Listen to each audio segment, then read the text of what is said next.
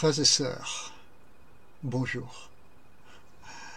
Encore une fois, je suis très content de vous retrouver.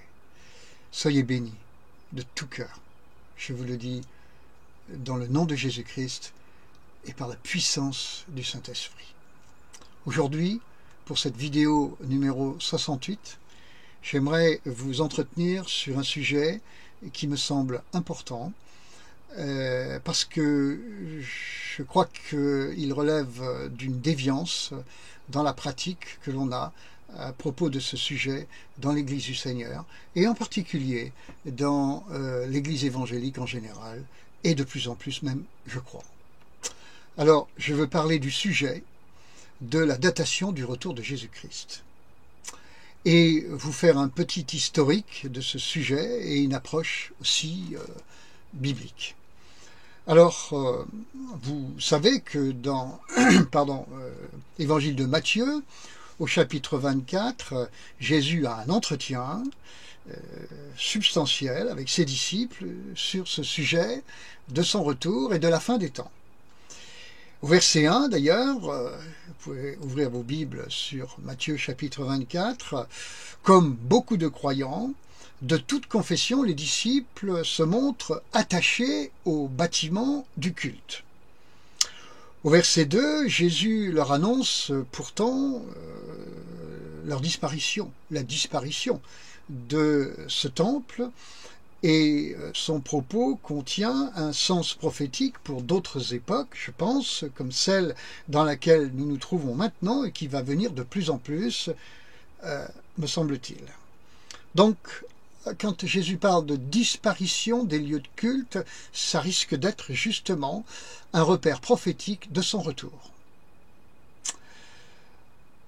Au verset 3, les disciples, ayant été excités tout de même, si je puis dire ainsi, par ce propos prophétique et catastrophique de Jésus, en viennent à lui demander tout naturellement, « Mais Seigneur, ton retour, c'est pour quand ?» Donc la question est parfaitement légitime. La réponse de Jésus va être abondante, mais il répond exactement à la question des disciples. C'est-à-dire que ceux-ci ne demandent pas quel sera le jour, mais quel sera le signe de son avènement. Nuance, mes amis. Et cette nuance est fondamentale, me semble-t-il. Jésus répond donc dans le domaine du signe, et ce faisant mentionne beaucoup de signes, des signes au pluriel. Mais il dit aussi qu'il ne peut répondre sur le jour. Matthieu 24, verset 36. Pourtant, aujourd'hui, et plus que jamais, précisément dans l'entité évangélique, des dates apparaissent de plus en plus.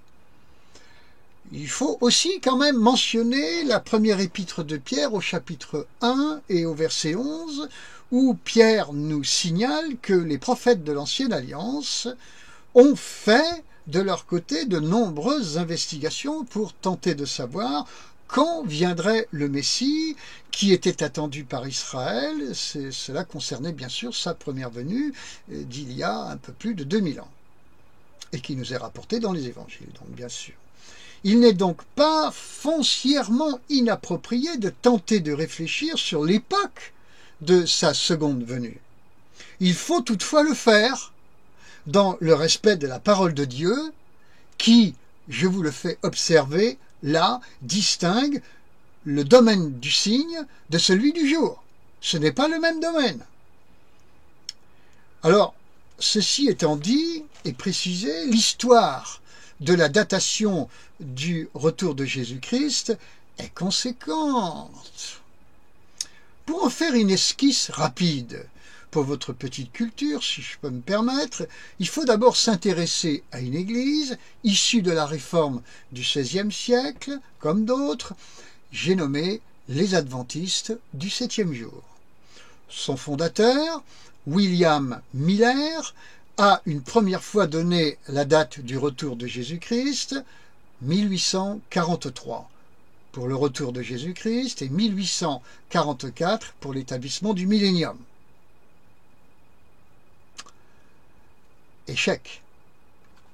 Deuxième date, 21 mars 1844, parce que là, il calculait selon le calendrier juif. Encore échec. Ensuite, 18 avril 1844, donc quelques semaines après, cette fois-ci selon le calendrier karaïte, une secte juive qui s'est extrait du judaïsme. Encore échec. Ensuite, 22 octobre 1844, mais là c'était selon d'autres penseurs adventistes.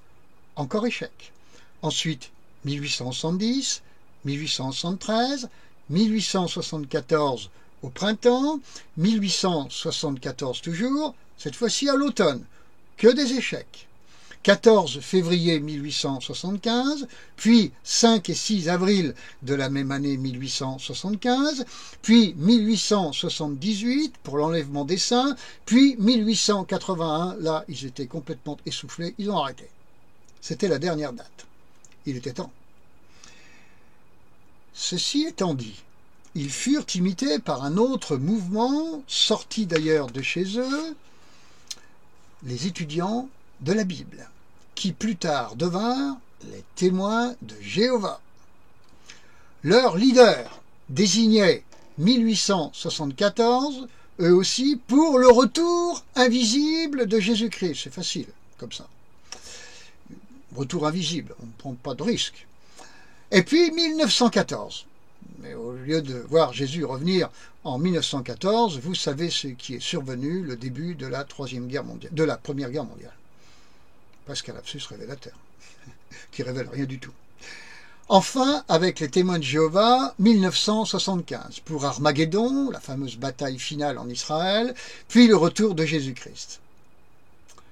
Les témoins de Jéhovah, après tout cela, cessèrent d'abonder dans ce genre d'exercice, parce qu'à chaque échec, ils perdaient beaucoup de fidèles qui, pour cause, étaient déçus. Ensuite, bien aimés, ce sont les évangéliques qui prirent le relais sur le sujet du retour de Jésus-Christ pour le dater. Alors, on entendit parler d'une première date, 1984, parce que cette année-là, il y avait un alignement des planètes. Donc Jésus devait revenir. Ensuite, l'an 2000, parce que l'an 2000 contenait une charge tellement symbolique et était perçu comme une date qui donnerait beaucoup de signes avant-coureurs de la fin. Donc, autour de l'an 2000, ça devait être la fin. Échec. Là aussi. Ensuite, 13 et 14 septembre 2015. Toujours échec. Certains ont également mentionné 2018, 2028, et 2068. Pour 2068, c'est un prophète bien français, que je connais bien, très reconnu. Voilà. Alors, j'ajouterai enfin que la dernière date, en date, eh bien, c'est 2023. 2023. Il s'agit d'une série de vidéos que l'on peut trouver sur YouTube avec une démonstration très argumentée, j'en conviens, qui, en résumé, peut se décrire de la façon suivante. Sur la base de Daniel chapitre 12, versets 11 et 12, le calcul suivant peut s'imposer, c'est-à-dire que le temps où le sacrifice perpétuel dans le temple a été interrompu est l'an 602 avant Jésus, du temps de Daniel.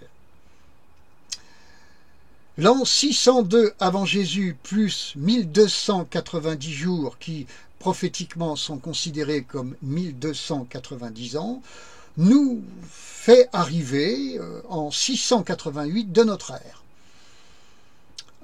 Qu'est-ce qui s'est passé en 688 de notre ère? Eh bien, c'était la fin de la construction de la mosquée Al-Aqsa, qui est sur l'esplanade des mosquées à la place du temple de Jérusalem, et qui est considérée comme l'abomination du dévastateur que Daniel mentionne dans son chapitre 12, versets 11 et 12. Vous ajoutez à cela, en 688, plus 1335 jours qui équivalent à des années, de Daniel 12, chapitre 12, et cela vous fait arriver en 2023, c'est-à-dire l'an prochain. Ainsi, Jésus-Christ, bien-aimé, reviendrait en 2023, l'an prochain. On en est tout près. Pourtant, comme je l'ai déjà souligné, le jour n'est même pas connu de Jésus. Matthieu, chapitre 24, verset 36. Mais malheureusement, il est courant de contourner ce verset en précisant qu'il est cité le jour et l'heure, mais pas l'année. Ah! Les défenseurs de cet argument font observer que dans la Bible, prophétiquement, la mention du jour désigne l'année. Un jour équivaut à une année, représente une année. Mais dans le cas de Matthieu 24, 36, cet argument n'est pas retenu. Le jour désigne le jour, pas l'année. Alors vous pouvez comprendre que nous avons bien là une démonstration qui consiste à interpréter les Écritures à notre convenance et qu'elle n'est pas spécialement respectueuse ni du texte, ni de son esprit. Clairement, dans Matthieu 24, 36, Jésus dit ceci: vous ne pouvez pas savoir le moment exact, et il faut s'y soumettre. Je le répète, Matthieu chapitre 24, verset 3, les disciples eux-mêmes demandent des précisions sur le signe, mais pas sur le jour.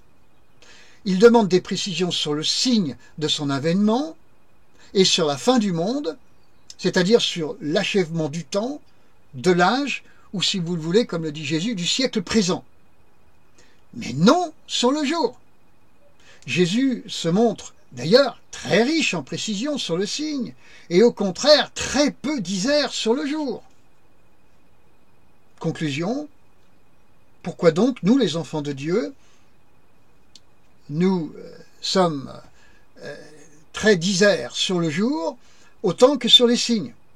Nous devons nous aligner sur le contenu que Jésus nous donne, qui est très disert sur les signes et très peu sur le contenu, et ne pas prendre de temps dans des conjectures qui tentent de dire quel sera le jour, c'est-à-dire cette année.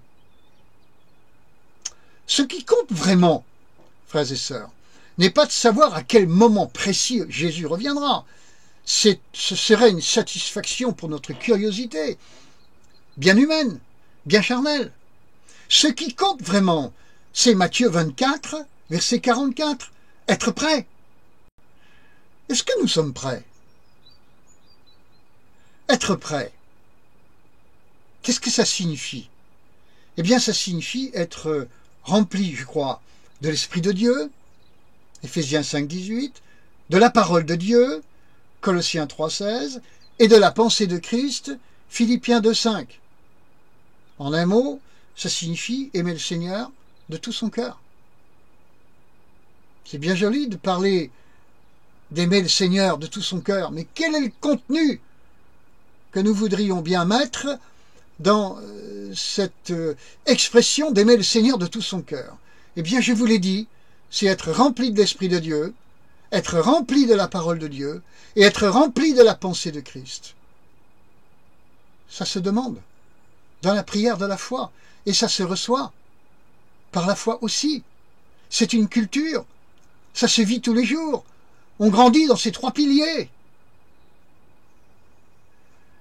C'est ça qui est important, frères et sœurs, et non le reste. Alors, bien sûr, il y aura un moment où Jésus reviendra. Et nous n'en sommes guère très loin dans l'histoire de l'humanité, dans notre histoire. Mais 2023 risque d'être un flop de plus. Ça fait 180 ans maintenant. Nous totalisons 180 années de flop à ce sujet. Alors on est tenté de dire, oh non mais les adventistes, oh témoins de Jéhovah, oh, oui non mais les évangéliques, qui parlent d'être nés de nouveau, qui parlent aussi pour certains d'entre eux d'être remplis du Saint-Esprit, qui parlent d'être attachés à la parole de Dieu, glissent aussi dans cette déviance. C'est étonnant, n'est-ce pas? Alors, ce qui est également étonnant, c'est que les adventistes ont fini par en avoir marre de jouer à ce jeu, les témoins de Jéhovah également, pas mal de leaders de ces deux mouvements se sont repentis, mais chez nous, après déjà quelques flops bien retentissants, personne ne se repent et personne ne remet en question cette affaire de essayer de savoir le temps, le jour, l'année où le Seigneur va revenir. Chez nous, après un échec, on continue comme ça, tranquillement. Bon. Alors, je dirais, frères et sœurs, il ne faut pas confondre, vous l'avez compris, le domaine de l'approche et le domaine du temps précis sur ce sujet. Il faut être prêt. Il faut éviter cette déviance, comme toute autre déviance. Il faut racheter le temps, car effectivement les jours sont mauvais, donc nous n'avons pas de temps à perdre. Nous n'avons pas de temps à perdre, et effectivement, s'intéresser à l'année, s'intéresser au temps précis, c'est du temps perdu. C'est du temps durant lequel peut-être nous ne nous purifions pas de toute souillure. Nous ne cherchons pas à aimer le Seigneur vraiment. Et nous ne cherchons pas sa pensée. Philippiens 2,5. Ayez en vous la pensée qui était en Christ. Seigneur, je t'en supplie, donne-moi ta pensée. Ça peut être une prière de chaque jour, de chaque matin, pour la journée qui nous attend. Donne-moi ta pensée. Une prière de tout instant, en toutes circonstances, face à toute question. Seigneur, quelle est ta pensée? Alors, pour ce domaine aussi, Seigneur, quelle est ta pensée? Eh bien, je crois la réponse du Seigneur concerne une approche et non un temps précis, frères et sœurs. Il ne faut pas tout mélanger. Il faut être précis, justement, non pour savoir le jour du Seigneur, mais quant à ce que dit la parole de Dieu, et bien la lire, et se remettre vraiment par la foi, sous l'onction du Saint-Esprit, pour le faire. Sinon, comme les autres mouvements, comme les autres églises que nous avons traitées de sectes, nous allons nous comporter de la même manière, comme une secte, nous aussi, et abonder dans toutes sortes de déviances. Soyons attachés au Seigneur. Qu'est-ce que c'est qu'être évangélique? C'est rien du tout. Qu'est-ce que c'est qu'être enfant de Dieu? Ça, c'est autre chose. C'est de cela dont je vous parle. Non d'ailleurs d'être évangélique ou confessionnel de je ne sais quelle confession. Ces choses arrivées dans le ciel ne compteront pas au jour du tribunal de Christ, de 2 Corinthiens 5,10. Il vous demandera si vous l'avez aimé, si vous avez veillé à être rempli de son esprit, rempli de sa parole, si vous avez recherché sa pensée. Que l'on y songe, frères et sœurs. Je termine ce moment avec vous. Je vous embrasse de tout mon cœur. Soyons sérieux. Que le Seigneur vous bénisse. Beaucoup, beaucoup, en cette fin de 2022. Et que vous puissiez envisager l'année 2023 simplement pour chercher la face du Seigneur. Profitez de cette année pour le faire, et déjà de cette fin d'année 2022. Que ce soit cela qui nous préoccupe jour après jour. Chercher ta face, Seigneur. Être dans ta présence. C'est ça l'important, pas le reste. Quant au reste, frères et sœurs, s'il y en a un, le Seigneur vous le montrera, le Seigneur vous conduira, mais soyons soumis à son esprit, à sa parole et à sa pensée. Au nom de Jésus-Christ, frères et sœurs, je vous en prie, je crois le Seigneur nous en prie. Qu'il en soit ainsi. À bientôt. Soyez bénis, richement, richement, richement. À bientôt.